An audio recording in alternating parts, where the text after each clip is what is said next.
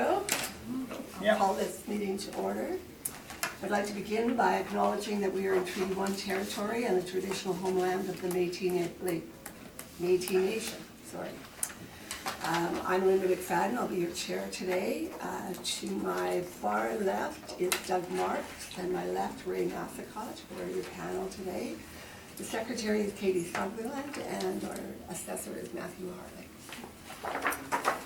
And we will go ahead with the first item, which is 70 Bacon. Bacon, yeah, I think it's bacon, yeah. I think it's how you pronounce it, yeah. Bacon, yeah. Benign. Benign, yeah. Ooh, no N in the middle. Okay. Oh, yes, sorry, I forgot. That's okay. Please state your Good thing name. you know your job. Do you swear that the evidence you're about to present is true, whole truth, and nothing but the truth? I do. Yeah. Thanks. State your name. Sid Story. Do you swear that the evidence you're about to present is the truth, the whole truth, and nothing but the truth, so help you God? I do. Sorry, no, I'll pick up where I left off, because I forgot to read the whole statement. Okay? It's only the second time. We will be hearing applications for revision of the assessment roll in accordance with the Municipal Assessment Act. The matters for which revision is requested have been described in each application, and we will limit discussion to those matters. The statements that applicants or the assessor make at this hearing are sworn testimony, and anyone speaking to the matters must be sworn in. Be advised that comparisons of assessments of properties are not considered evidence of market value by the Board of Revision. The Board of Revision is appointed annually by council and is independent of it and the city administration. It makes its decisions on the basis of the evidence provided at this hearing and issues a written order that will be mailed to all parties as soon as possible. Please note that the board's decisions with respect to an application may be appealed to the Manitoba Municipal Board if the matter pertains to assessed value or classification, or to the Court of Queen's Bench if the matter pertains to the application of exemptions from taxation. Should you wish to appeal, information on how to do so will be included with the board's order. With respect to the hearing process, I will confirm the matters to be addressed by each applicant following the swearing in. We will then have the assessor's testimony followed by questions that the applicant may have, and then the applicant's testimony followed by questions. Each side will have an opportunity to summarize if they wish. Once all the evidence about an application has been brought forward, the applicant may leave. The process will repeat for each item on the docket today. The session will close after the applications have been heard, and the board will deliberate in private and make its decision. You will receive the order by registered mail as soon as possible. As information, all public hearings are live streamed, recorded, and will be part of the public record. We can begin, and everyone's been sworn in, so we're good to go. Thank you, Madam Chair. The roll number for the property, subject property is 0605309300. The address is 70 Bacon Avenue. The owners are Daily Properties Limited. The current 2020 assessed value for a reference date of April 1st, 2018 is $3,832,000. Before I continue my brief discussion with Mr. Story, I have made I'm making a recommendation on this property. If you look before my brief, you'll see the income value valuation. I'm adjusting the cap rate we have, our model cap rate from 7% to 7.5%. Originally, the assessed value was $3,832,000, but based on this new capitalization rate I'm applying, the estimated market value will now be $3,576,480. That's rounded to $3,576,000? Yes, 482 is the, sorry, 3,576,480. New cap rate 7.5, and you're in agreement with it? Yes, Sam, thank you.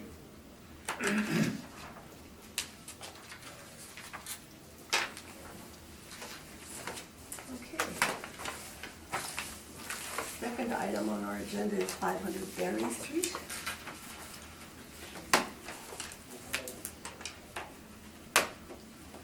Go ahead. Thank you, Madam Chair. The roll number is 070218888000. The address is 500 Berry Street. The owners are Artis Winnipeg Industrial Limited. The 2020 assessed value based on a reference to the date 1st, 2018 is $553,000. The parcel use is an industrial light manufacturing warehouse. The effective year built is 1958. The wall heights are 14 feet. The zoning is M1 manufacturing light. The land area is 17,555 square feet with a leasable area of 8,084 square feet and a land to plan area of 2.17. Go to page 2 of my brief. You'll see the request for information from the property owner has been received. You'll see below there is a sale history. There are no recent sales on this property. Below you'll see also a subject property lease that's in place. The lease start date was July 1st, 2004. It's a 16-year lease, $8,084 square feet at a net rent of $5.65 a square foot. Go to page 3 of my brief. You'll just see some information from my comparables. The ages of my comparables range from 1948 to 1959. The sizes range from 6,000 to 10,000 square feet. The wall heights range from 12 feet to 15 feet. And the net rents per square foot range from $4.80 a square foot to $6.88 a square foot. So just a sample list of my rent comparables here. Page 4 of my brief is the income evaluation summary. We are using a leasable area of 8,084 square feet. We are applying a model rent of $5.04 a square foot, which gives us a potential rent of $40,743. We are applying a 2.5% for vacancy, a 2% for non-controllable expenses, as well as a $3.75 a square foot for shortfall, which gives us a net operating income of $38,172. For this property, we are applying a capitalization rate of 6.9%, which gives us an overall estimated market value of $552,000. Page 5 of my brief is just another breakdown of the income valuation summary and the current assessed market value. Page 6 of my brief is just some information about our capitalization rates.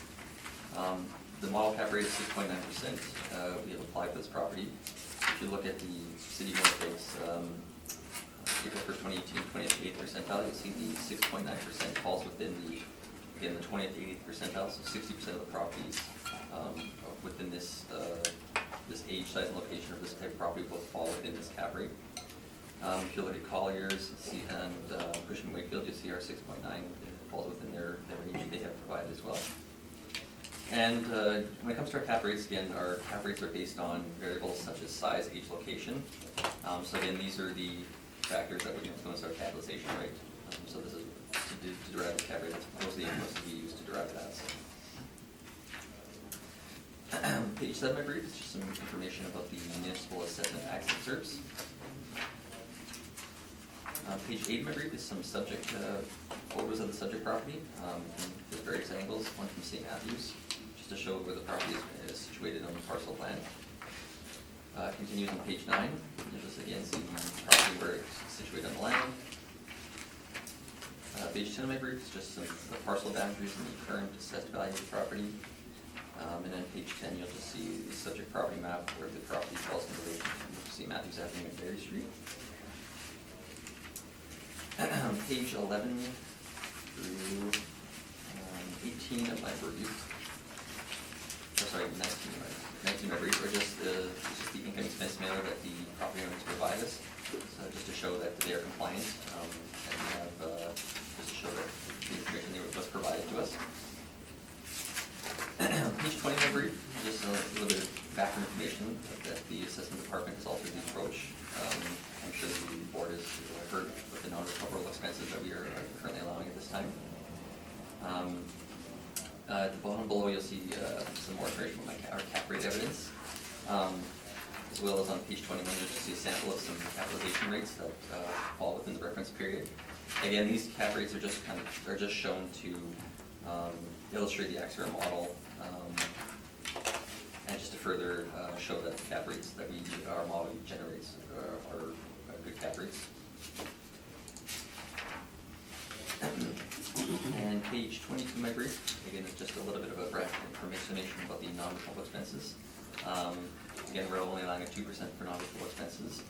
And listed below is just a sample of some actual mailers that we've received to show that the 2% is adequate for non-recoverables that we have applied for properties going forward. And you'll just see below, just again, it's just a sample. These are not to use for comparables to such a property, just a sample to show what we're seeing in the market. So. And page 23 of my brief is just some information about other department policy IAAO SINs. And with that, that's my presentation, and I feel the value of $533,000 is very equitable and should be confirmed. Thank you. Thank you very much. Do you have any questions? Just very few, just very quickly. So wall height, 14-foot wall height would be considered inferior for a typical warehouse. Well, I don't disagree. Yeah, 14 feet is lower. However, for this, property, I found properties in this area had similar wall heights of this age. So I don't think it's unique to the specific property, but yes, it is lower by today's standards. Yes. And your brief shows that the property is 61 years old. That is correct. Yes. And when you look at the photograph, it doesn't appear as being, it's almost original. Yes. Any record of any building permits at all? None that I had information on. And have you visited the site? I have not inspected this property.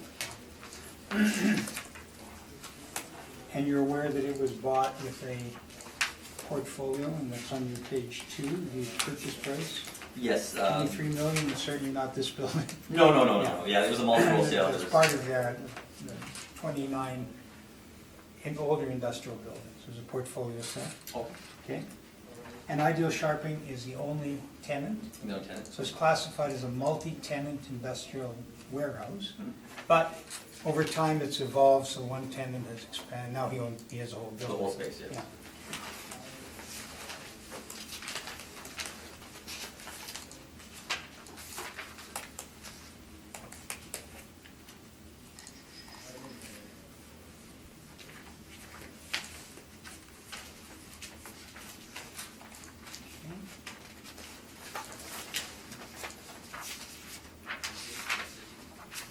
And if you just go, I'm going to make sure I understand where the overviews are from here. On your page 8, picture the 500, pardon me, the 500 is, that's the front, that's a lower, that seems to be a lower Wall height, yes. wall height. Okay, and what's happened is it's almost become, it's a service center. People come and go and they bring their equipment to be repaired or sharpened. So it's kind of a come and go as opposed to a storage or a distribution or certainly a flex warehouse. It's none of those. It's kind of a store. Okay? And one of the big difficulties, of course, is land to building ratio, which you mentioned, is low. But you can see in your picture is if the red line, there's hardly any space at the back of the building, which is the west side of it, to park or for access and egress. You see that? Yeah. Okay. So that would almost preclude it from being a warehouse. You couldn't bring a semi-trailer in and. Yes, it would be very difficult, yes. Yeah. Okay.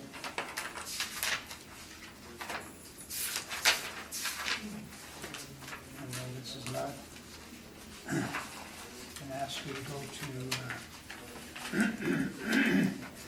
I'm going to ask you to go to page 21 of your brief. And what happened is, the city issued this year, they issued the summary of how they determined cap rates, which was kind of looks like they had a conglomeration of some of the third party and they did some of their own calculations.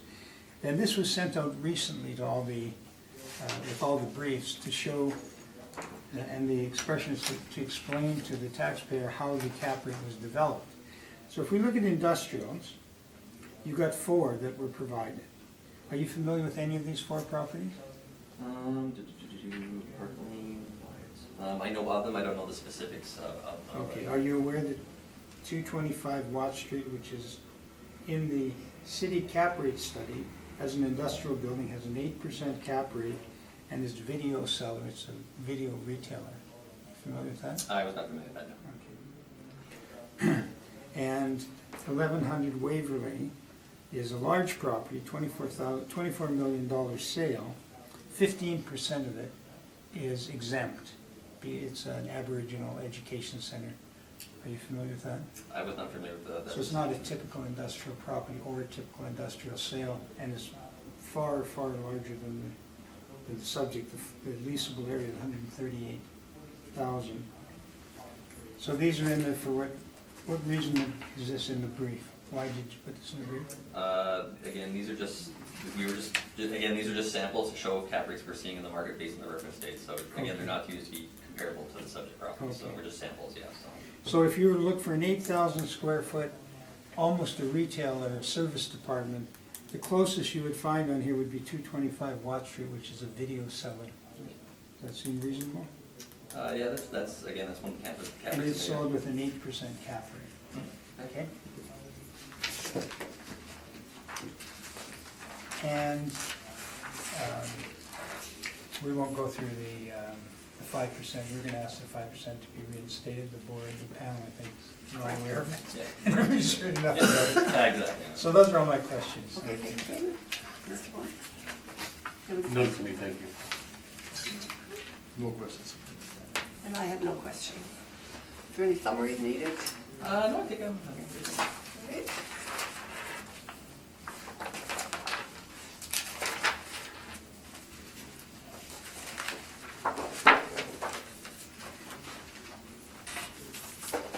Okay, 65 High. No, that's my turn.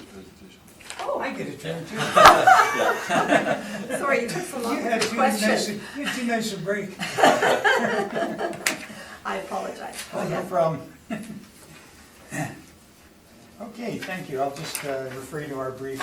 The picture of the building, anybody who lives in Winnipeg has passed this building repeatedly. It's on Berry Street in St. James.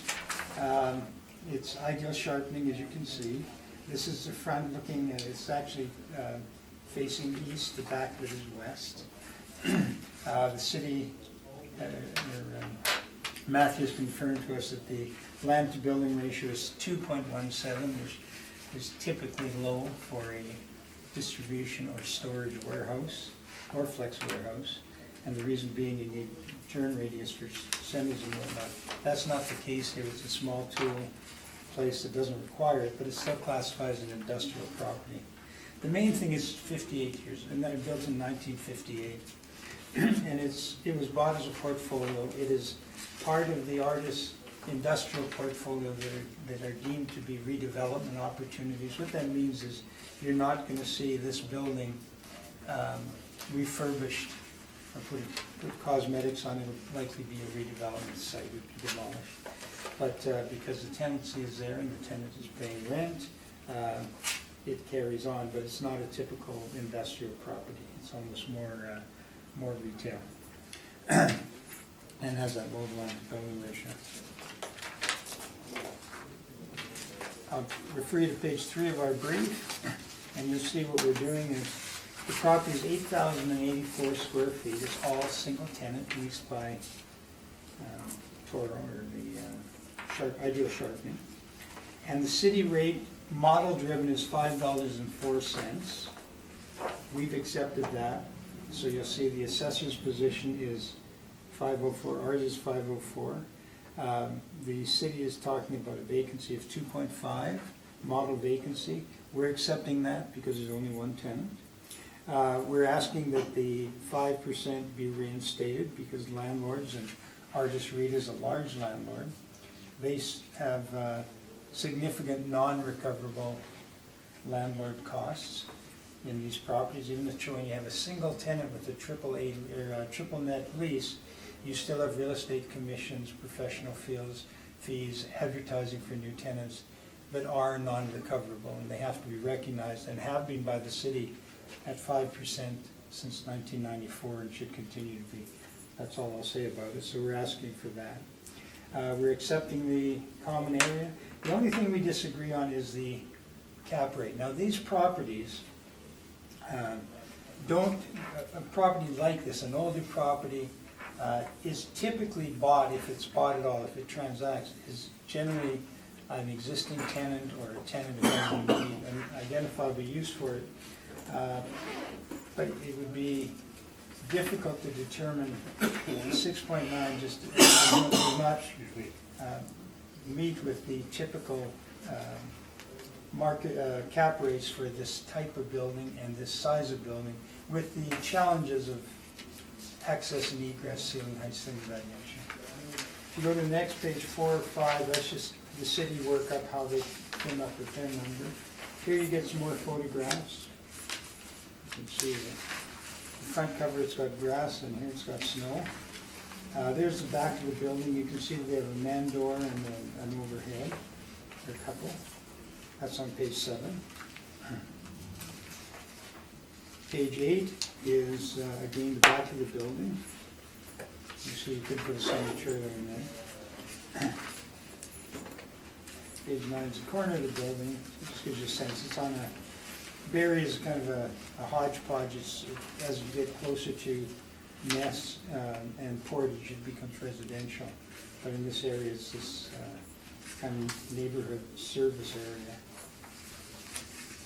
At page 10 is the lease. That lease was signed in 2014 with step-ups, and it's what gives us rise to to accept the city's position.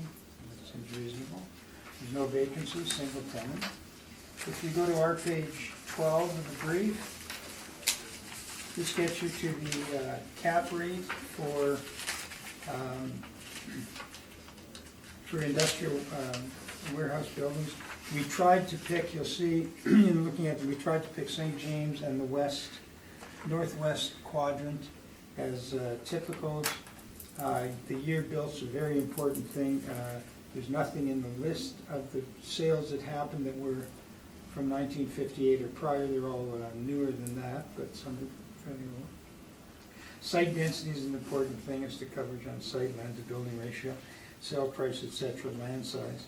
So we come up with an average of 8.29% as a cap rate. On looking at our properties, we think for the most part, the subject is inferior to these properties. Again, age, location, land to building ratio, etc., etc.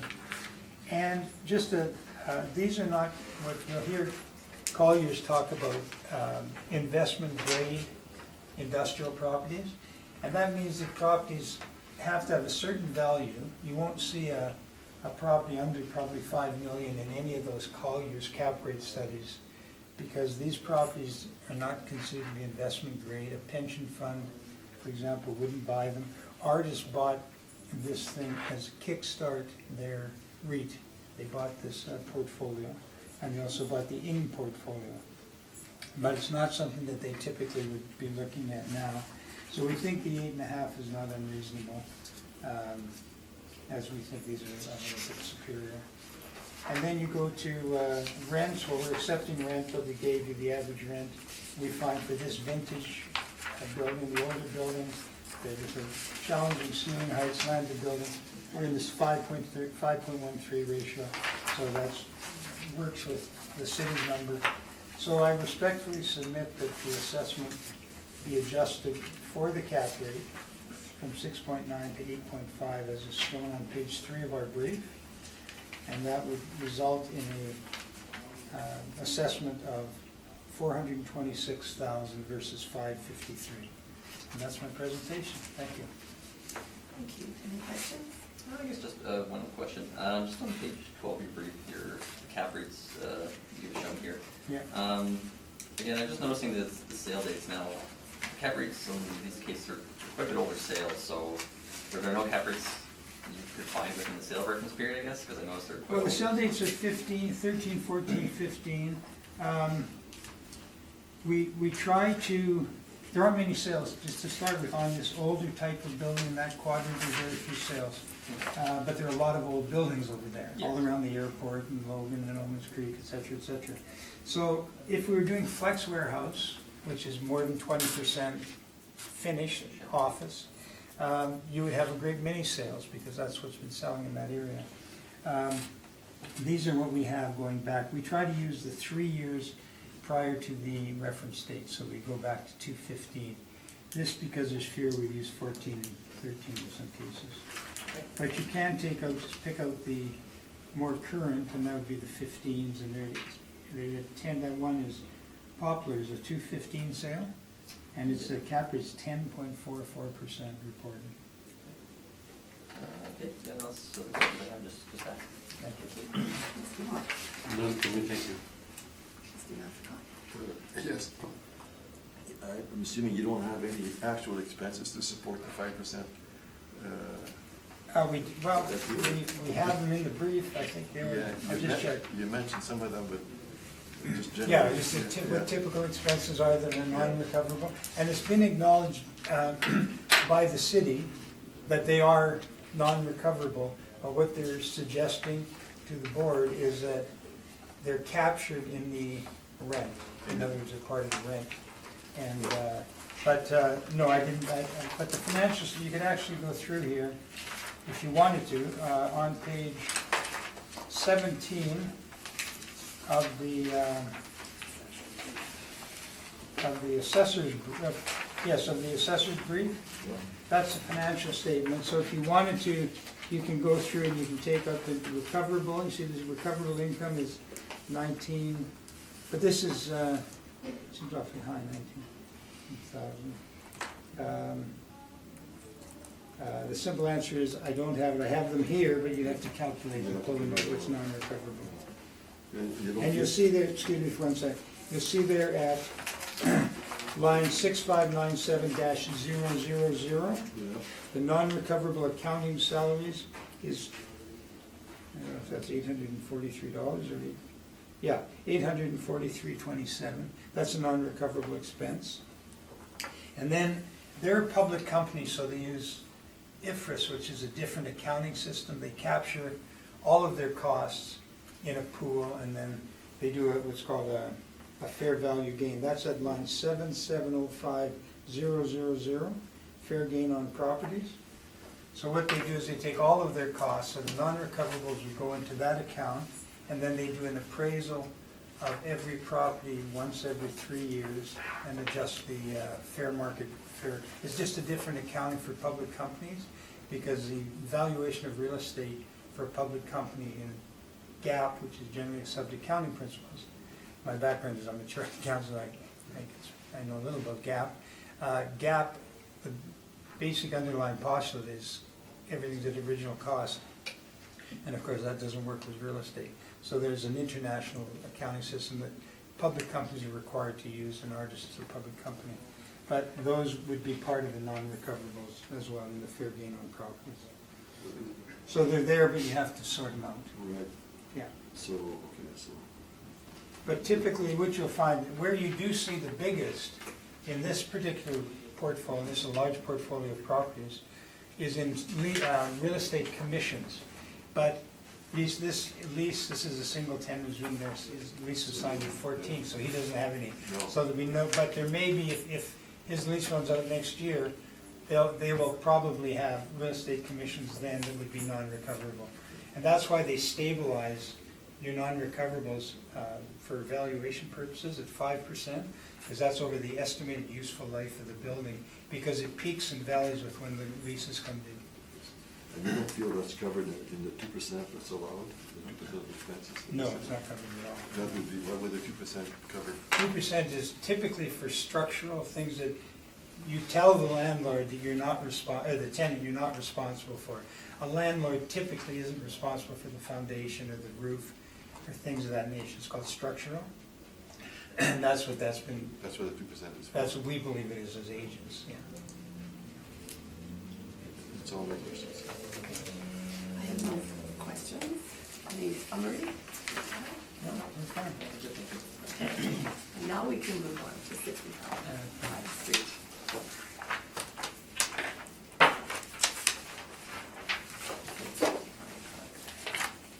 This is the one you were wanting to have confirmed, I think? Yes, Hyde. Correct.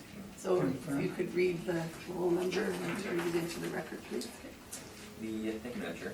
The roll number is 07569 036700. The address is 65 Hyatt Avenue, and the owner is 7380586 Manitoba Limited.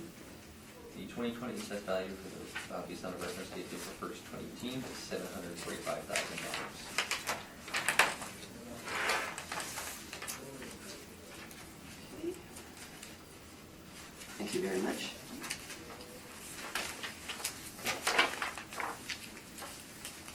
And now we come to McDermott Avenue. Now it gets a little bit confusing because there are no addresses. Right. Yes, well, So I'm having trouble myself, which is, you go by the roll number. yes, yeah. Yeah. 13096082800. Okay, I'm the wrong one. Yeah, but the last word is 2800.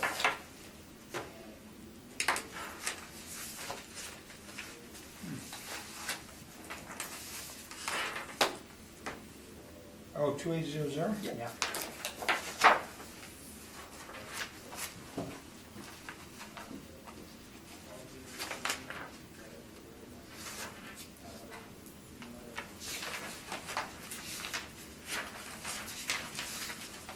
Okay, we'll kind of struggle through this one and then see where we go from there.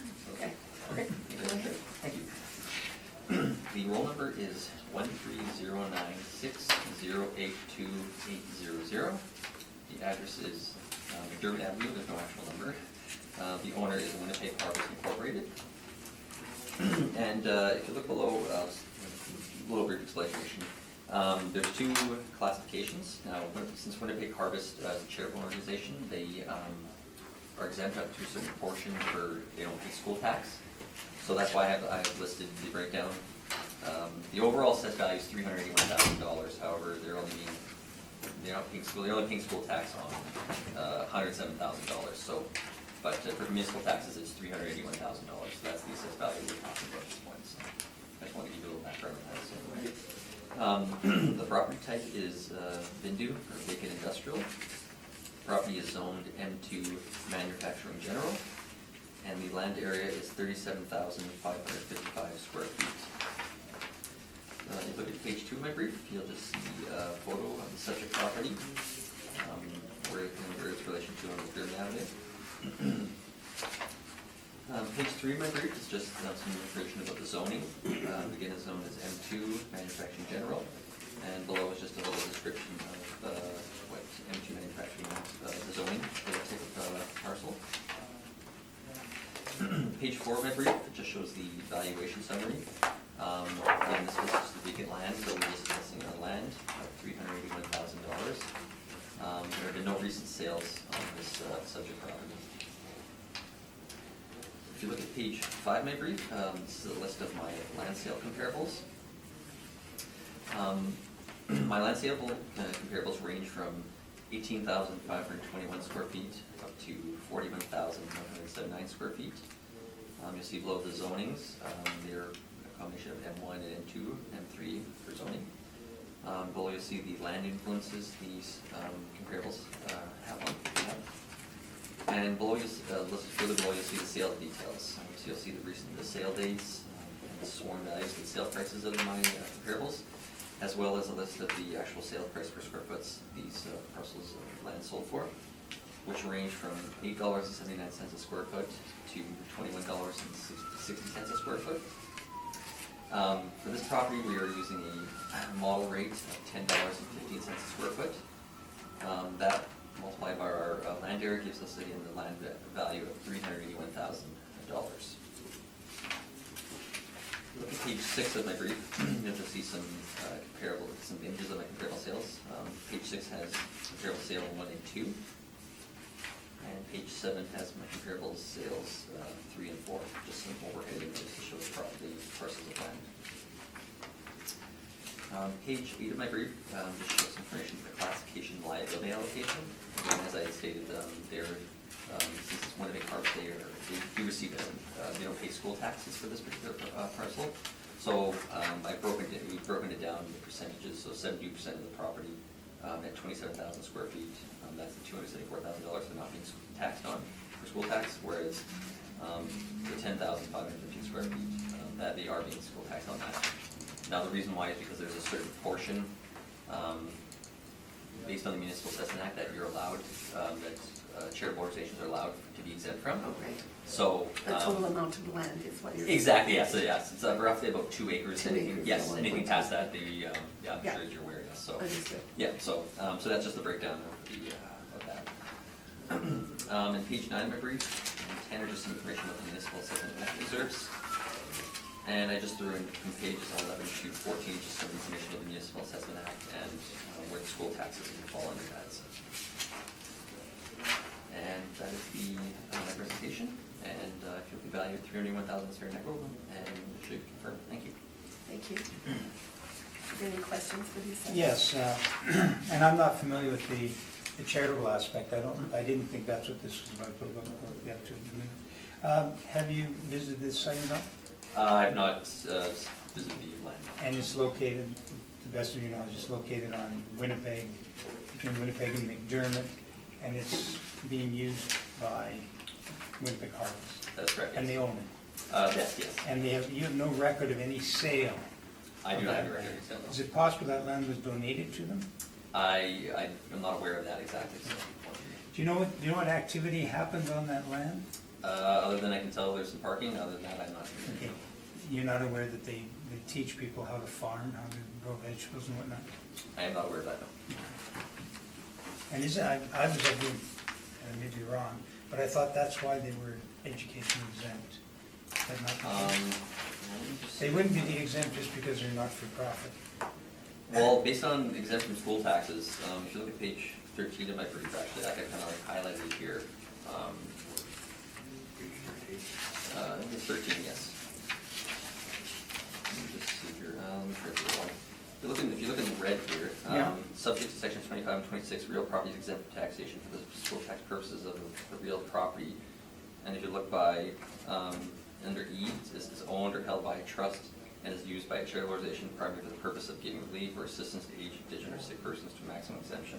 So that's, from my understanding, that would fall under. So when I was, Okay. yeah. Okay, well, they're exempt, it's just a question. Yeah, Why? exactly, yeah. They think they're exempt because they grow vegetables on their Oh, land. okay. That might not be the case. Okay, and then, we'll cut to the quick, because this is, let's go to your page 5. And the first one you show us, your comp number 1 on Aaron, that clearly, it's on page 6, clearly they're using that vacant land, they're parking there. Is there a revenue stream attached, was there a revenue stream attached to that land when it was acquired? I am unaware of that. Okay, so, because $21 a square foot for land, for vacant industrial land, just sitting vacant, seems awfully high in the city of Winnipeg, and this is on Erin. And then when you look at that, one would assume that some adjacent property owner owns it, or somebody's generating revenue. Is that a parking, above the 720, is that a parking box? I don't think so. I don't believe so, no. No. Okay, but it's possible that there's some other revenue associated with It it. is possible, again. That would distort the sale price. It's possible, again, I Yeah. don't have these specifics Okay, on that, so. and the reason I say that, Matthew, too, is for some reason, you've got the range is $8.79 to $21. That's a very wide range when you're looking at comparables. So No. I'm wondering if that's why. So going to, now, having said that, what did you use to arrive at 1015? Did you use a weighted average? Did you use a median, mean? How did you do it? That is, that's a model rate, so I don't have the specifics of how. But the model couldn't determine if a piece of vacant land generates revenue or otherwise, could it? No, I don't know the specifics of the exact rate, how it's calculated, so. Okay. And if you were going to do a comparable, you would look for somebody in a similar situation that is an adjacent vacant property that they may be ancillary to the building, provide the parking for the maid. It could be that, so that there may be other influences, I guess what I'm saying. You For this- agree? It's possible for this particular one, yes. Yeah, okay. And then the next one, on your number 6, your comp 2. I didn't want to be legally, but we can use this in the next one too, I believe. That's on St. James Street, is it not? That is correct, that is. Okay. So St. James Street is a very, very popular street with retail and discount, Costco wholesale, and quite different location than McDermott by Winnipeg Avenue, would you agree? It is a different area, yes, yes. Okay. And would probably be worth considerably more.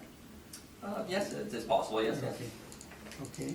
And Salto, you're familiar with that in the Murray Industrial Park? Yes, I am familiar with that as Okay. well. That's at 879 a square foot.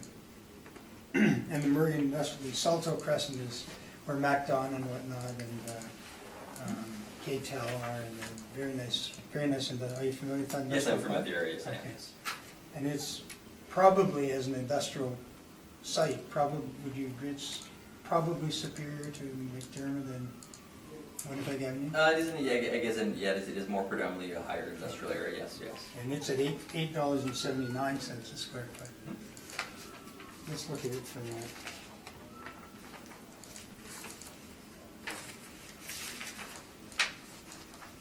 Okay, there's the pictures, and then Marion Street, that's your comp number 4. 4. And I'm not picking on you, the issue is there's very, very few industrial sales of vacant land unless there's an opportunity for it. And so I just want to bring that to your attention. And Marion is comp 4.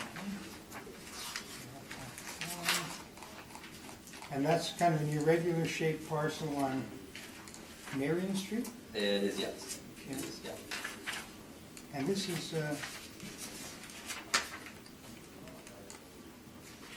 seems odd that it's industrial. Okay, so we don't know where the 1015 comes from exactly. We think it's generated by the model. And to get to the model, the city has to input all these sales as they interpret them to be. Yes, we would use, yeah. Okay. I think those might be all my questions.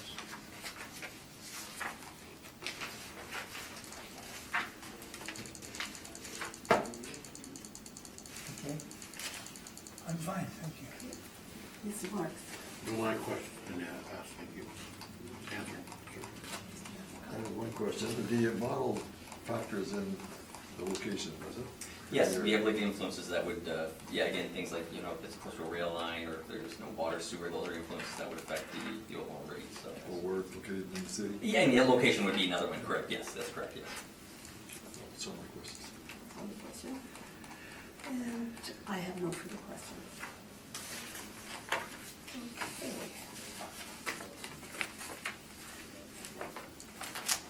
Mr. Story? No further questions, and I just, I think how we can streamline this because the next property is very similar, but I think what I'll do, I'll present on this one and then we'll go from there. No questions, thank you. This is the next one. We know this one, So you're doing a presentation for this Yes. property? Yes, for this Okay, property. we're doing it now, okay.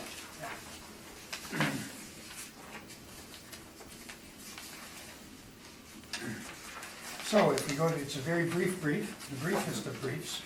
And the reason is the page was missed and Matt has been kind enough to allow us to hand it out. And it was just, I'll explain this first and then I'll hand it out. What we did is we filed we wanted to show that there hadn't been much change in market value. So we have, this is a 216 page, our page 3 land sales from 216, which go back to 9, 10, 11, and then we have the 220, which is based on 218, which are 21 to 2012, and that comes out to a median of 415. So I'll pass the second page out if I can, and then I'll do the brief, and then this brief can be, this evidence can be carried forward to the next property, which is also Winnipeg Harvest, and then go faster. That's one I showed you, Matthew. That's Oh, it. yeah, that one, Right, yeah. Should be enough there, isn't it? a minimum. So this is for all properties or all? Well, we can use, we asked that evidence be carried forward. I've got more copies, but we don't need them. Okay, sorry, folks. Okay. Okay, this is a piece of property that's used, it's adjacent to Winnipeg Harvest Winnipeg Harvest is on Winnipeg, but they have two other buildings, 1083, the main building on Winnipeg, and then they have two others. This is property that surrounds their building that's used sometimes for parking.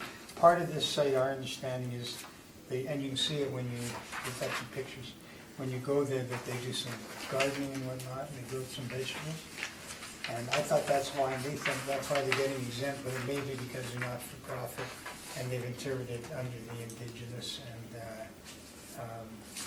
impoverished people under the criteria. So, it's a very small property, we won't spend a lot of time on it.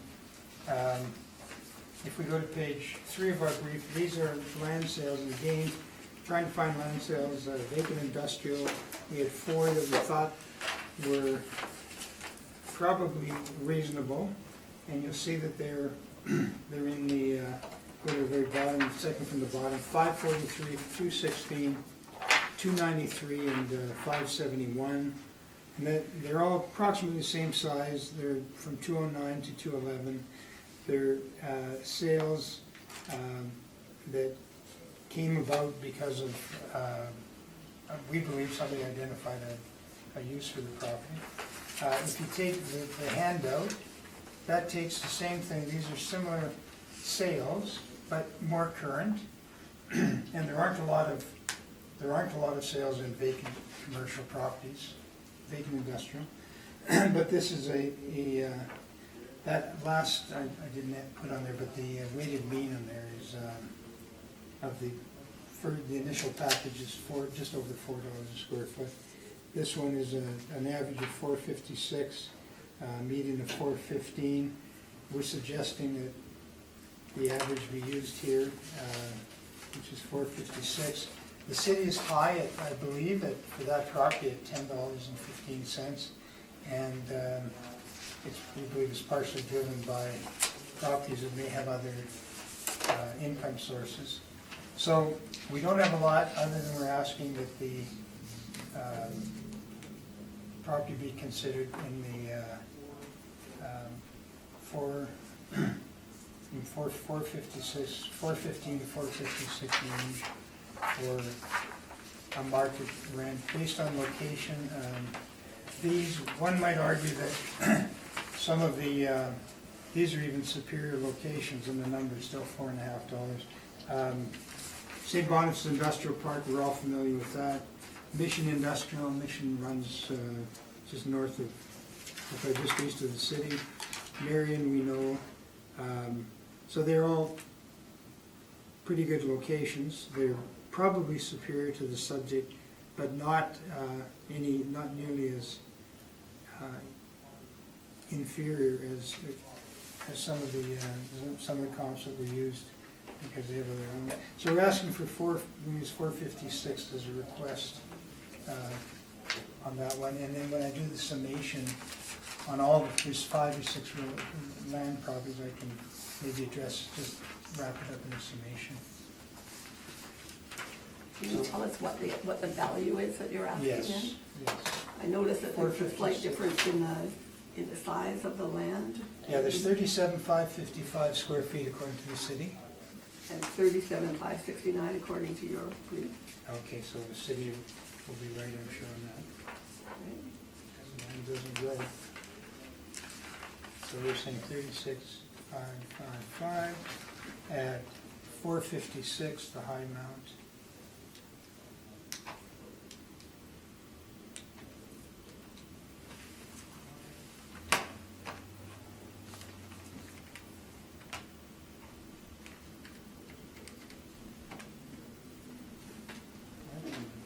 Calculator here. 37.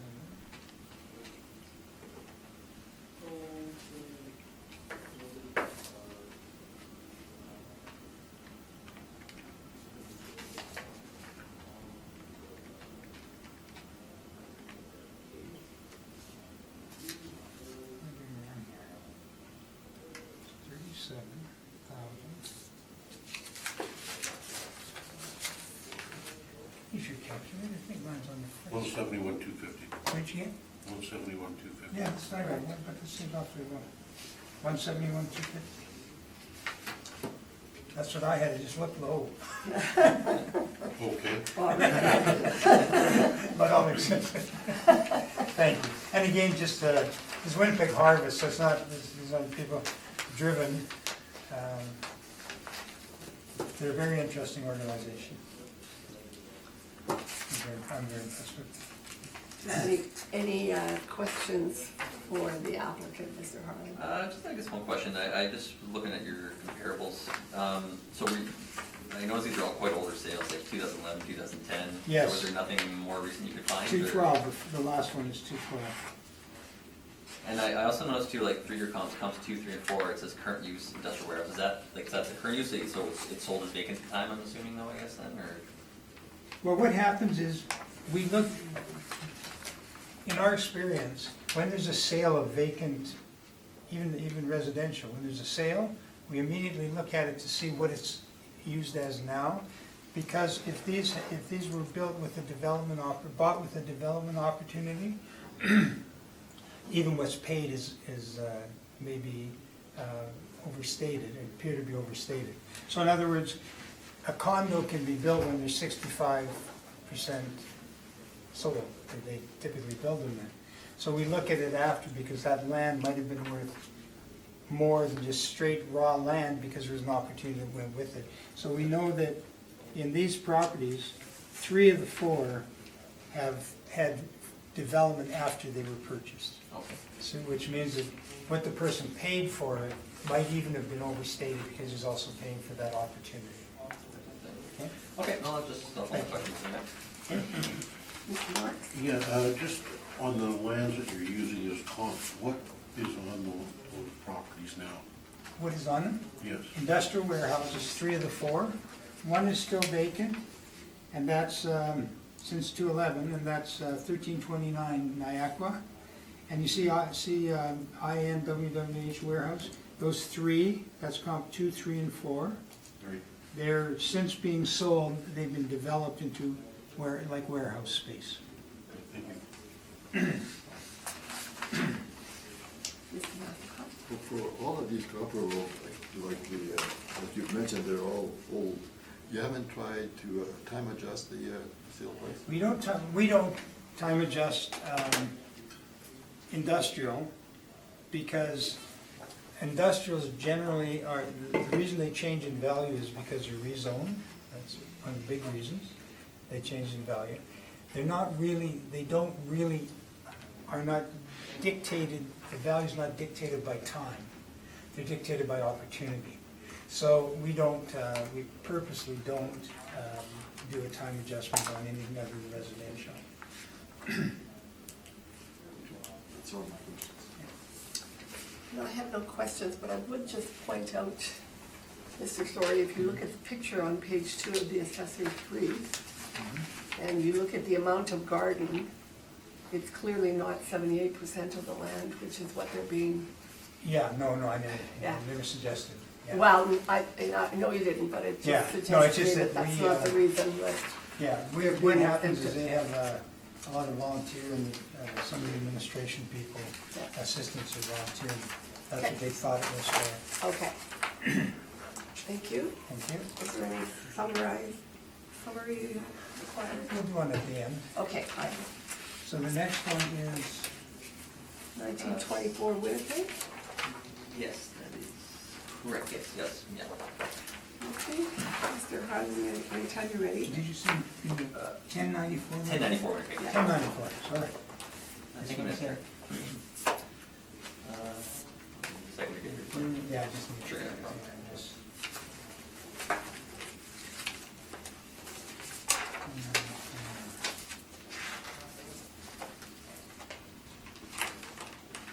Okay, it's 1094, not here.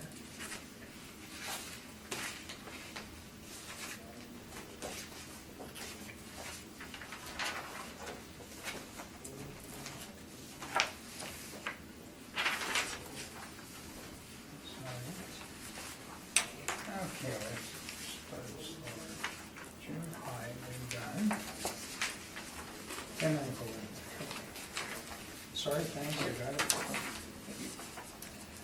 The roll number is 1306044710. The address is 1094 Winnipeg Avenue, and the owner is Winnipeg Harvest Incorporated. The 2020 assessed value based on the reference date of April 1st, 2018 is $140,000. And as you'll see again, this classification is for as institutional, and they're exempt from school tax. The property type is Vindu, or vacant industrial. It is zoned for M2 manufacturing general. The land area is 9,842 square feet. Sorry, it's 9,840 square feet. Page 2 of my brief, you'll just see a picture of the subject property parcel. My understanding, I believe, it's used as a parking lot. The cars parked in there. Page 3 of my brief, you'll just see some information that the zoning, again, is M2 general, and just a little description of what the zoning is allowed to be, except property that it's zoned for. So. Page 4 of my brief, you'll just see the valuation summary. Again, this is just vacant land, so we're just assessing the land at $140,000. I'm unaware, there was no recent sales that I was aware of, I could find.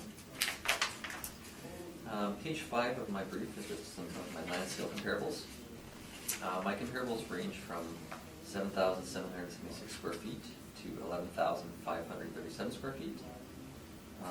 As you see, the zoning types, they range from 1 to M2. You'll see below for the sale details, the dates of the sales, as well as the sworn values and the sale price per square foot. They range from $11.50 a square foot to $19.50 a square foot. And the subject property, we're using a rate of $14.22 a square foot, which gives us our land value of $140,000. If you look at page 6 of my brief, you'll just see a photo of the first comparable, the shape and where it's situated. Page 7 of my brief, again, you'll just see the comparables 2 and 3. You'll just see some photos of those, of the comparables and where they are situated in the shapes as well. Page 8 of my brief just shows some information on classification liability, again, the assessed value, and the square footage, and the fact that they are not they're receiving a minimum pay school tax. Page 9 and 10 of my brief, again, just some municipal assessment excerpts, as well as page 11 to 14, again, it's just some more information about the Municipal Assessment Act. And that being said, that is my brief, and I feel the value of $140,000 is fair. I will confirm. Thank you. Thank you. Mr. Story, do you have questions? Yes, I have a couple.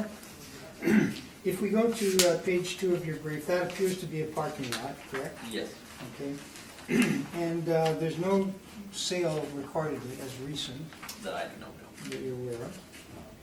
And when does the city determine that vacant industrial or commercial is really surface parking for the valuation? I'll be honest, I don't have the specific answer to that. I'm not aware. And the reason I'm asking, I'm not trying to embarrass you, but we just talked about a property that's very close, in close proximity to this, and there's a 40% difference in the valuation of both vacant property. Right. Why would that be? How's that possible? In terms of, like, you're asking why Well, they got. on the same owner, Oh, yes. close was $10.15, Mhm. and this one is $14. Well, if If the model generated them, wouldn't they throw out the same number? this one here, are we talking about the previous one, McDermott there? Yeah. Well, if you look at it's a 30, the size is quite different. It's almost 40,000 square feet, whereas this is, 10,000 square feet. So there's definitely a difference in size. So that would have a bearing on that. But So- wouldn't the difference in size in something like this give you more larger gives you more opportunities Yes, that's for true. development, right? That would be yes. Okay, so, okay. So the 1422 then is model driven, This is yes. and we don't necessarily know what the inputs are. So if you had, if the parking was necessary for the volunteers and the staff at Winnipeg Harvest, it's considered ancillary to the main building. Does it get thrown in the model as a sale, even though there's a reason that they bought it, not based on the I don't know if we, the specific factors like that, I'm unaware of that, we use that, yes, so. All right. Okay, and then, am I seeing this, when I look at the comp one on page 6 of your brief, that looks like there's no access or egress to that property, that's just raw vacant land. There is, I just didn't take out Oh. I kind of zoomed in quite a bit, so I should have zoomed out more to show there is, there's a street in front of it, so it does have access, I just, Okay, is there any use on that property? Is anything happening there? at this point, I'm unaware of it, I don't believe there's anything on this site Okay. at the time, so. Okay. Parcel 3, it looks like there's a couple of buildings on it. There's comp 2? Are those Yeah, buildings? no, I mean, I believe there was at one time maybe, but that's just concrete, it looks like from what I can tell, so. Like a parking lot? Well, you see like, yeah, those little 2 spots at the bottom, there's nothing there currently, so. So there's no buildings? No, there's no buildings on Okay. this currently. And then the bottom one obviously is a parking lot? Yes, that is correct, yes, just off of the local intermediate, so. Okay. And that parking lot, we don't know, may or may not have income?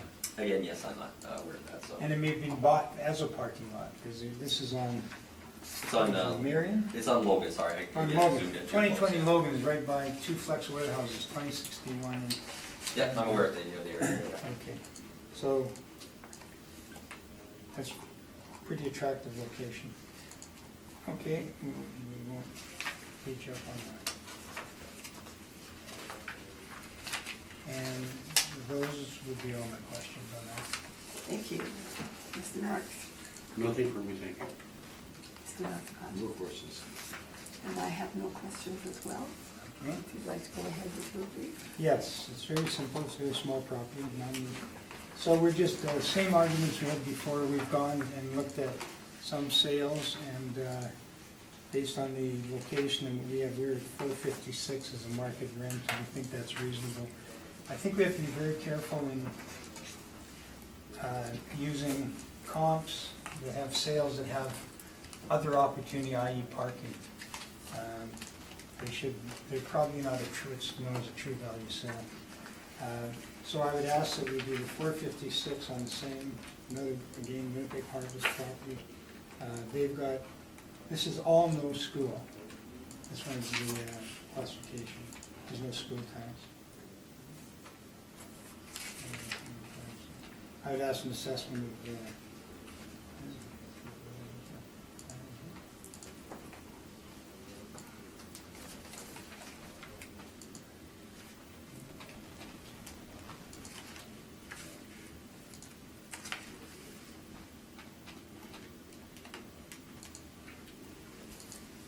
only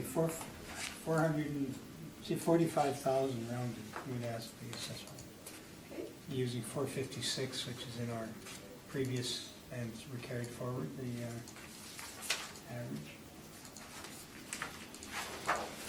That's it. Thank you. Thank you. You have any questions? No, I think I'm good.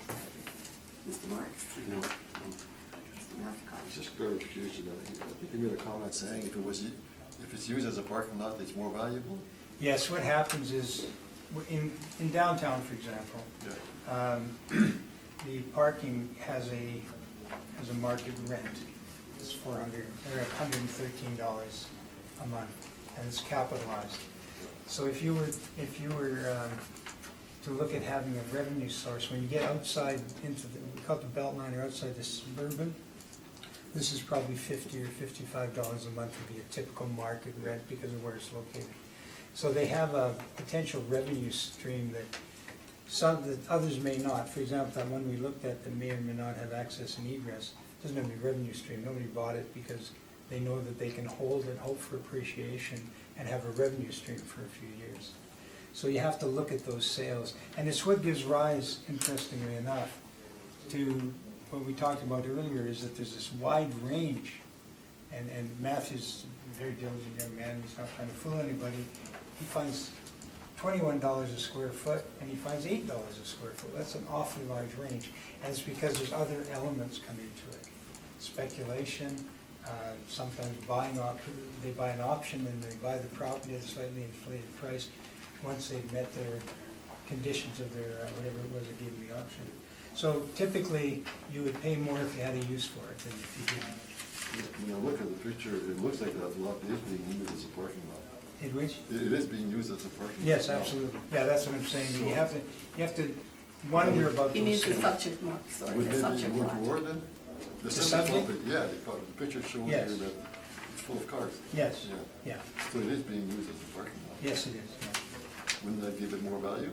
Well, it's not, it's ancillary to the building. So people probably don't pay for that parking because they work there. No, but it's a perk, I guess, or it Yeah, should be, yeah. Could be, but it's just, we're trying to determine what's Yes. a market value, is if somebody were to go buy this. And this, this property, there are a whole bunch of things. I know that the owner of 55 Myrtle and of 1010, I think it is, Glen Carr, anyway. They made a donation of the rail spur to Harvest. So they've had a couple of little pieces, little patchwork pieces that came by way of donations. So what's the value of that, I don't know. All right, that's all my questions. My only question is, this lot is significantly smaller Yes. than the last, so you're not making any differentiation between the two? No, actually, what I was saying is that when you get to, because of setbacks, when you get to very small parcels, they're almost virtually impossible to develop the highest and best use because you don't have enough land area to do very much. So the larger lot would be worth more? Maybe you don't have the same economies of scale. You wouldn't Okay. reduce it as far because you got more opportunity. All right, thank you.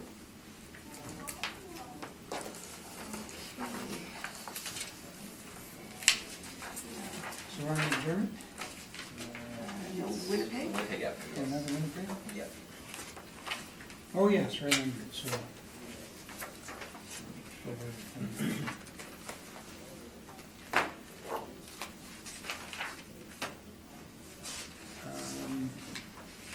Sorry. Okay, I have it. Thank you, Madam Chair, I'm ready. Okay, go ahead. Thank you, Madam Chair. The roll number is 130-604-397, or sorry, 39700. The address is, what's on Winnipeg Avenue. The owner is 313-8942 Manitoba Limited Company. The 2020 assessed value, based on the reference date of April 1st, 2018, is $127,000. The property type is a vacant industrial, or vacant industrial. It's zoned for M2 manufacturing general, and the land area is 8,942 square feet. Page 2 of my brief, you'll just see a photo of the subject property in relation to Winnipeg Avenue. Page 3 of my brief is just the zoning, again, just into the manufacturing general and just a description about the zoning type. Page 4 of my brief is just information about the valuation summary and the land value of $27,000. I do not, was not able to find any current sales of the subject property.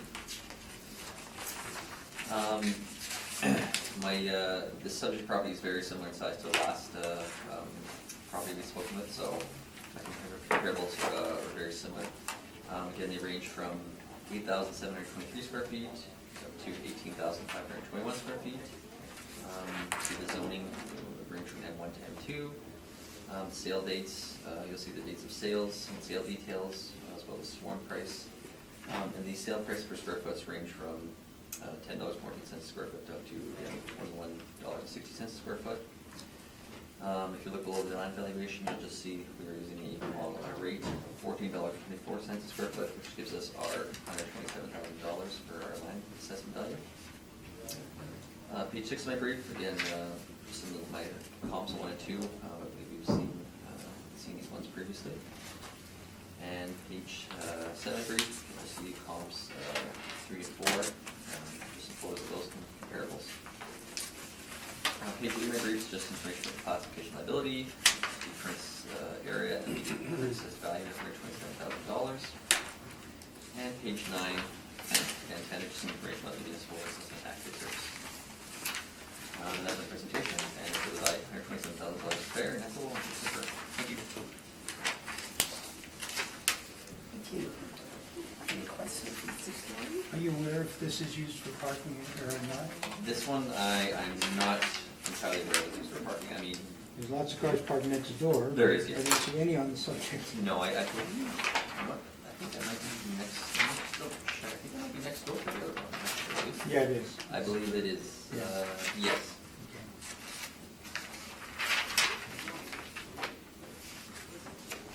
And and the model would, this would be, this is model generated. Yes. And it would bring in its own parameters, whatever, Yes, exactly. whatever it thought appropriate. Yep. That's very similar to last one, so it's all right. Exactly.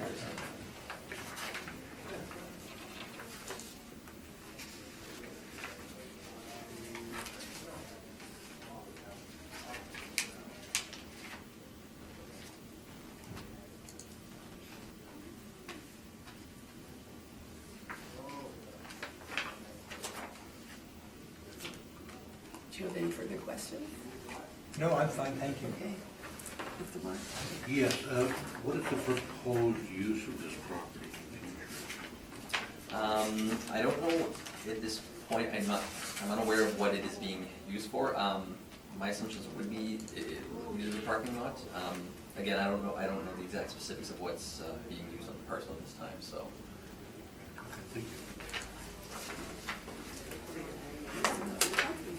You answered my question, is this next door to the other? I believe it is, yes, from what I can tell, yes, I remember.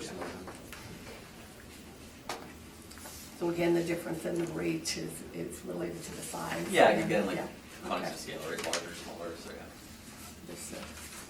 Hi. Do you have anything further? I have nothing further. Mr. Story? And the arguments are the same, and I just asked that it's an 8,900 square foot parcel. It's probably destined to be parking for a long time. I would suggest the 456, which is a market rent for vacant industrial properties be used. That would be $40,775. 40775. Using 456 on 8,942 square feet.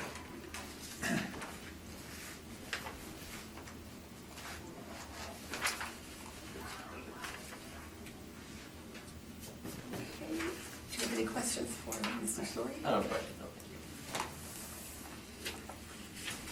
thank you. Mr. Marks? No, thank you. Mr. No Mascott? questions. And I have no questions.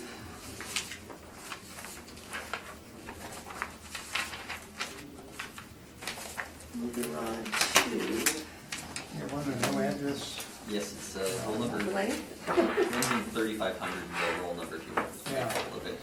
It's, Maybe have a 2-minute break, Madam Chair? I'm sorry, yes, of course. Oh? yeah. Yes, I'm Okay, fine. go ahead. Okay, thank you, Mr. Chair. The roll number is 0605-309-3500. The owner is Daily Properties Limited. The 2020 assessed value, based on reference date of April 1st, 2018, is $648,000. The property type is venue vacant industrial. It is zoned for M2 manufacturing general, and the land area is 116,860 square feet. If you look at page 2 of my brief, you'll see the subject property, the parcel, or the outline of the property where it's situated, and you'll see where it goes on to debates where the subject property is. Page 3 of my brief, again, just information about the zoning. It's an M2 manufacturing general, as well as a little brief description about zoning description. Page 4 of my brief, you'll see the valuation summary, the total land value, and the total land value is $648,000. There are no current sales on this property. Page 5 of my brief is my land sale comparables. If you look below under the land information, you'll see my land sale comparables range from 97,964 square feet to 157,863 square feet. You'll see the zonings are M2 and M3 manufacturing. If you look at the table, you'll see the sale details. The dates of sales of the range, as well as the sworn value and sale price. And you'll see the sale price per square foot range from $5.14 a square foot up to $8.68 a square foot. And we're using a mall rate of $5.55 a square foot, which gives us our overall value of $640,000. Page 6 of my brief, you'll just see a parcel picture of the comparable land sale I've used. Page 7, you'll see comparable sales 2 and 3. On page 8, you'll see comparable sale 4. Page 9 of our brief is the classification liability allocation, to show the overall square footage and the current assessed land value of $640,000. And page 10 and 11 are just some information about the Municipal Assessment Act reserves. That is my presentation, and I feel the value of $640,000 is very equitable and should be confirmed. Thank you. Thank you. Mr. Story, question? Yes, page 2. Firstly, there's no record of any sale. There's no sales that I could find that I had, Okay. so, or recent sales. And I think we just had a conversation. It would appear that this is next door to the The 70, that we did earlier. yes. Same owners. Same owners, correct, Yeah. yes, yeah. That's why I'm curious to why the sale, I mean, this, typically the justification for buying is because it's their neighboring land. Yes, So exactly. if there's no record, we don't have the record. Yeah, I don't of have a sale. record to find, so. Okay. Fix that.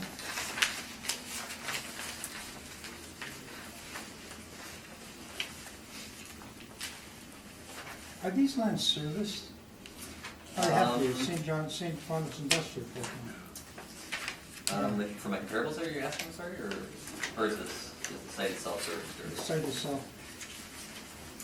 I believe it is. I don't have the exact of which, I mean, I believe it is serviced, because if it did not have any services, we would put them under land influences. We Yeah. would put like no water, no sewers, so yes. Okay.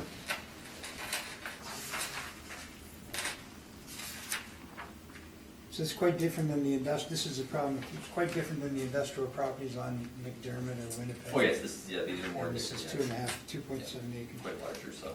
Okay. I think that's all I have, I don't have a lot of questions. Thank you. Mr. Mark? Nothing from you, thank you. Mr. Malzahn? And I have no questions. If you'd like to go ahead, Mr. Story, with your Okay, I'm gonna do a real quick calculation and then Okay. I'll get here to 2.46. Times 6.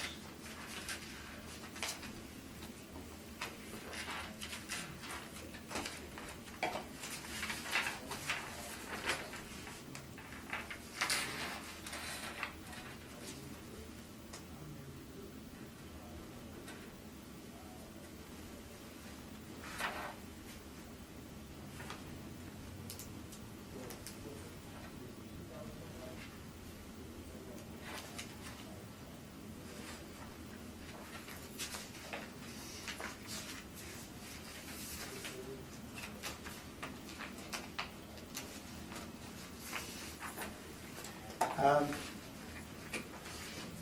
did have one question for Matthew, if I can, if I may ask one. Are you aware, does the city time adjust the model? Does the model time adjust sales? We do time adjusting, yes, yeah. Okay.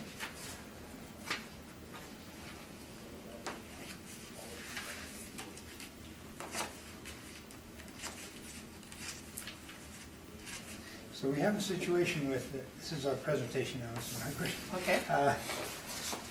we're suggesting the 456 be the value on this property. It has more development potential, but St. Boniface Industrial Park has been a very, very slow developing, filling process.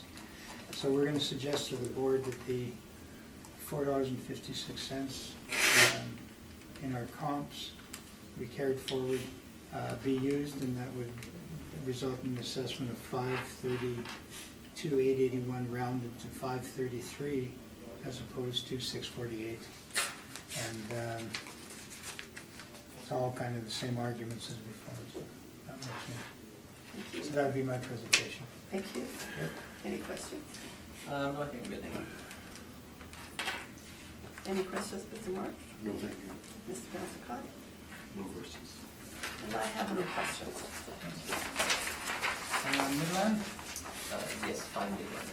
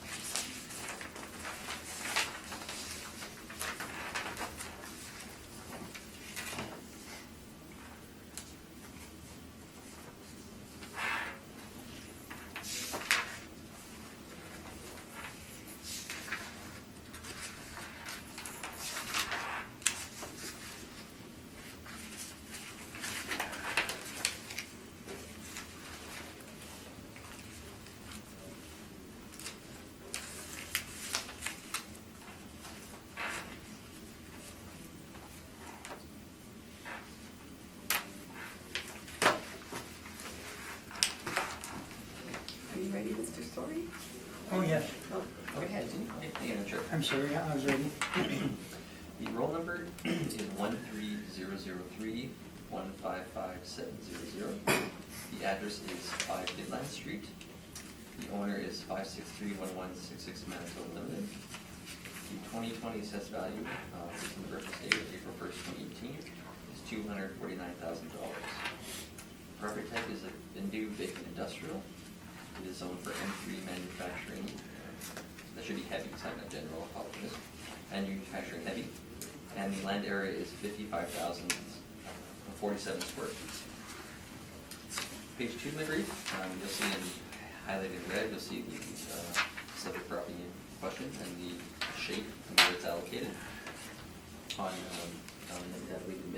Midland. Page 3 of my brief, you'll just see the zoning.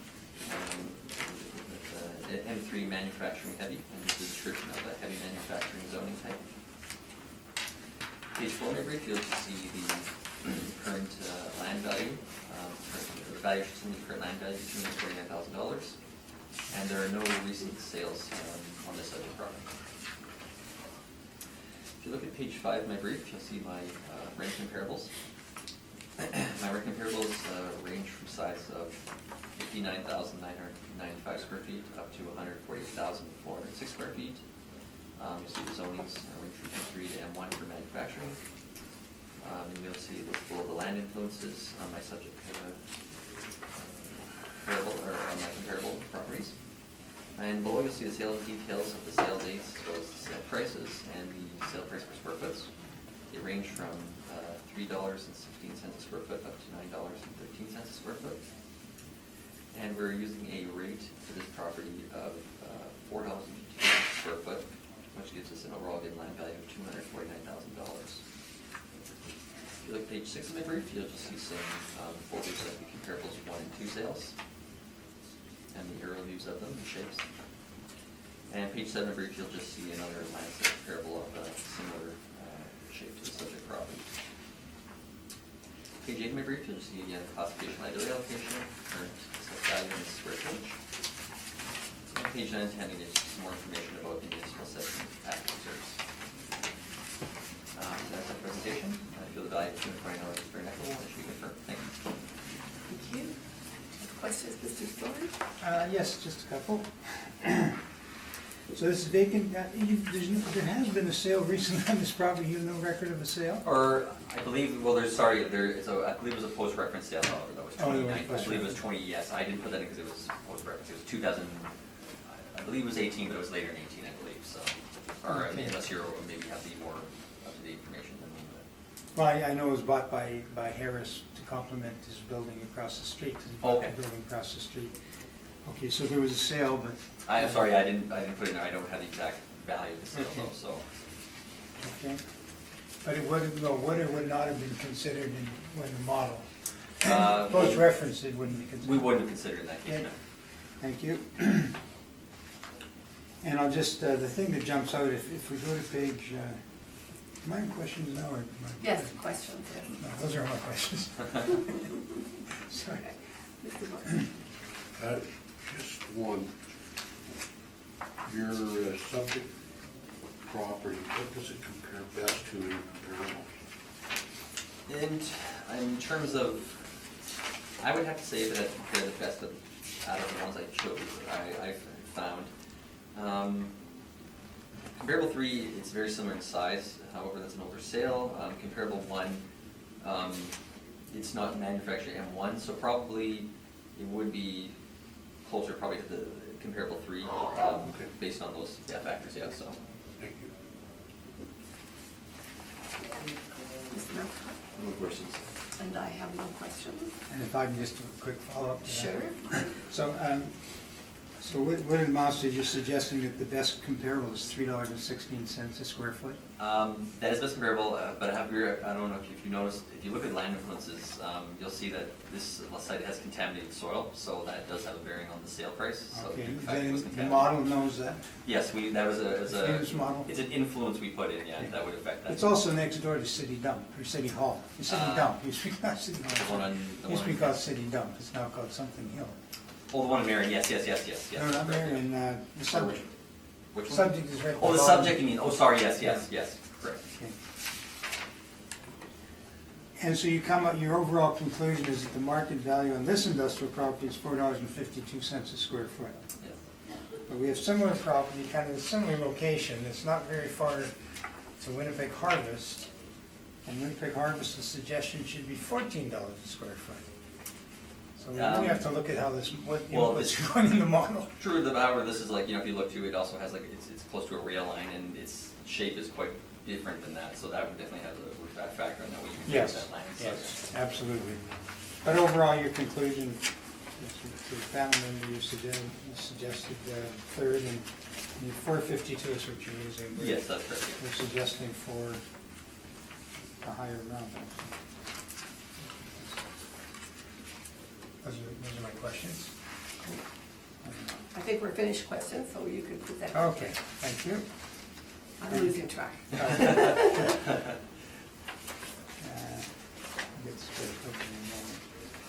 And I'm just going to ask you to go to page 4 of our brief. And this is a difficulty, ladies and gentlemen, of how do you value these properties, particularly how do you compare them? There's so many things that go into them. Zoning goes into them, changes in zoning changes value, opportunities change value, proximity to rail lines, decommission or otherwise change value, on and on and on. You'll see that the development opportunities on this site are virtually non-existent because of the shape of it. Looking at page 4, you see how thin and narrow it is as it goes out. It's a challenge. The best, of course, best property development would be square or rectangular. So it's got design opportunities, issues. But I would ask the board to consider the 316, failing that our 456. To be fair, I would accept the 456, in which case I would just ask you to confirm this now. Okay. Because we're 456 and Matthew's at 452. All right. Okay, so we'll confirm that. Are there any further questions for anybody? Anyone here? No? All right, we'll move along to the final property, which is McDermott again. Yes, correct.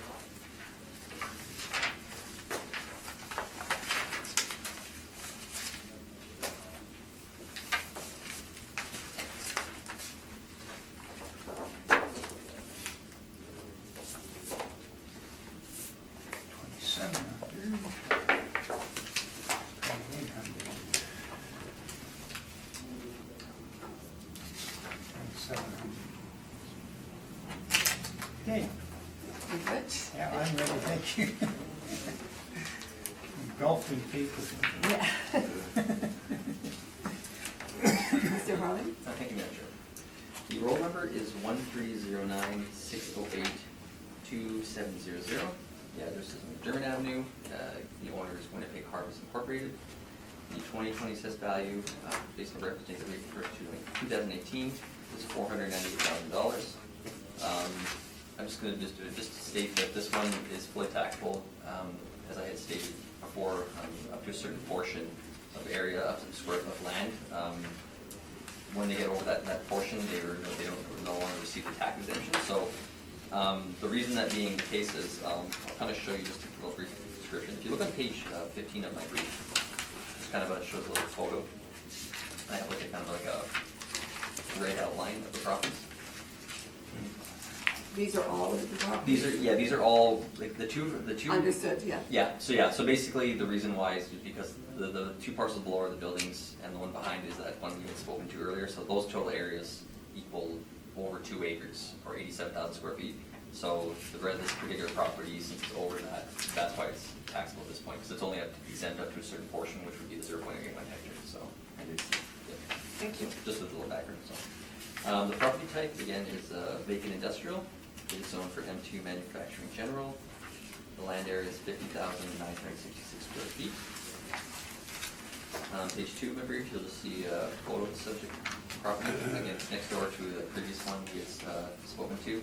Again, you'll see there's parking. This is, from my knowledge, this is used for parking, this particular parcel. Page 3 of my brief, you'll just see the zoning. The zone is M2, manufacturing general, and a little brief description about the zoning. Page 4 of my brief, you'll just see the valuation summary. The current total value of $498,000. I'm not aware, there was no recent sales I was able to find on this particular property. Page 5 of my brief, just list my subject comparables, or my land sale comparables. I believe these are very similar to the other ones I had spoken to, so I won't go into too much detail on them. They just range from 31,450 square feet to 64,896 square feet. You'll see below the sale details, the rates range from $8.79 a square foot up to $13.80 a square foot, 87 cents a square foot, and we're using a rate of $9.77 a square foot for this particular property, which gives the land value of $498,000. Page 6 of my brief, you'll see some subject photos of comparables 1 and 2, which we've seen earlier, as well as comparables 3 and 4, which we've seen previously. Page is just some classification liability allocation information and the current value at $498,000. And page 9 and 10 are just the Municipal Assessment Act excerpts, and page 11 through 14 are just some more information on the Municipal Assessment Act, and 15 is just the photo I described previously for the parcel boundaries. That being said, that's my presentation, and I feel about $490,000 there, and it should be perfect. Thank you. Questions? Yes, on page 5 of your brief, the comparables. Again, the 977 is model driven, That is correct, yes. so we don't know if it doesn't relate to it's not a median and a mean of the 4 comps you used. No. Okay. And I guess the question that jumps out is the difference between, even taking Winnipeg Harvest as one entity, the difference between the range of the value for what appear to be similar properties. So when we're talking about $14 for some of the Winnipeg Harvest properties generated by the model, and then for this property, which is also Winnipeg Harvest, and used by Winnipeg Harvest for parking for the main enterprise, it's at 977. So there's some inconsistency there. Can Well, you explain again, that a bit? well, this one compared to the other one, this is 50,000 square feet, where the previous one was about 37,000. So again, economies of scale. Not much difference. Though. No, there is not much, but there is some difference, and that's why it's slightly different. But Yeah. And you go across the street, and you're not very far. If you go out of Winnipeg Harvest, go down Winnipeg, turn right just past Tagbark, you're on Midland. You're at the 313 or 316 a square foot. For the same type of thing, it's also a vacant property that was bought for parking for an ancillary building. It's part of the of another building that he owns. So there's no real explanation for Are we why talking- that are you talking about- range so much. are you talking about that Midland one we were just previously talking about? Well, I'm talking about, my confusion is that that the Midland is in very close proximity, albeit it's got an odd shape, that makes it worth less. Oh, yes, for sure. And but it's 316. The Winnipeg Harvest stuff is somewhere between what we're asking for, 456, and what you're suggesting might be $9 to $10 to $14. I'm just wondering what the model is generating, what the model is doing, and what the inputs that would result in such differences. Well, if you look at that previous property, the one in Midlands, again, we have influences that will affect the The rate. shape, yeah, Yeah, the so again, contamination. based on, like, if you look, for example, that's close to right beside a rail line, the shape of it, the access, so those are all factors that play a part into that rate. So Yeah. this has better access, it's right off Winnipeg Avenue, its shape it's a square shape opposed to like a triangle shape. Yeah, it's got much better Yeah, so development those, opportunity, and that's why it's 456 versus 316. so yeah, But how does this become 917? well, And how do we tell Winnipeg Harvest that your neighbor's 450 is their fair market value, and theirs is $14? It's not a, sorry, Oh, yeah, no, no. that's not a question, I apologize. okay, fair enough. for how I phrased that, but, so we don't really know, we know it's time adjusted. Yeah. We don't have any record of any sales on any of these None that Winnipeg Harvest Any properties. recent ones I could find. Okay, I think that's all, thank you. Mr. Marks? No, my question's been asked. Mr. Mastercard? Yes. When we look at land area, is a bigger land area give it more value or less value? Well, again, that's, yeah, like I said, it depends too, like, again, like I was stating on, like, the influences the land has on it, or like, you know, the shape and the size, like, those all are factors that really go into the value. So, yeah, if you look at economies of scale, of course, a larger parcel, in a lot of cases would be generally have a lower rate.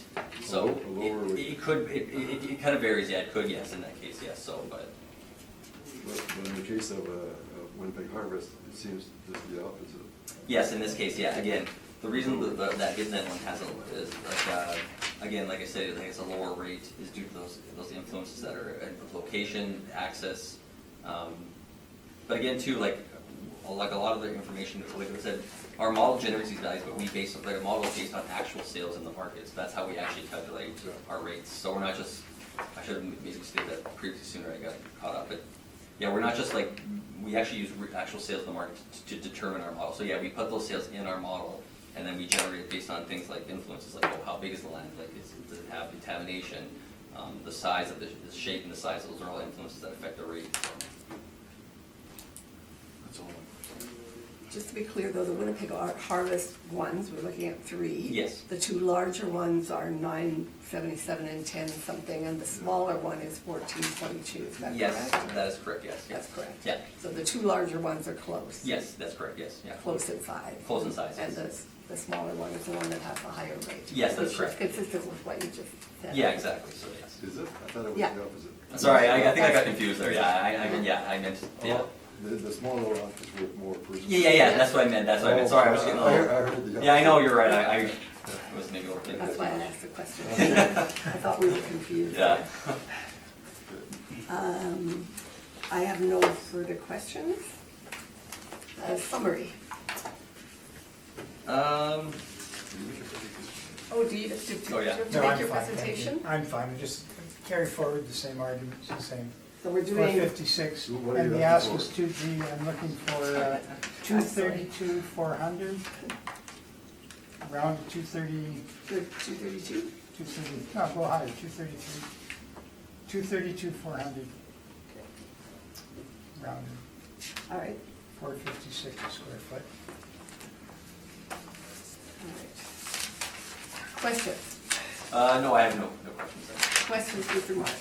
None for me, thank you. And Mr. Matheson? And I have no questions, which does bring us to the end. Would you like to have any summation? No, I believe my evidence is, I present my evidence, I believe the board can make a decision based on my evidence, and leave it at that, thank you. And Mr. Story? I'm fine, Madam Chairman, thank you very much. Okay, thank you. Happy, thank you for your cooperation. Thank you, Sid. I'll close this hearing. Board members, thank you. Thank you.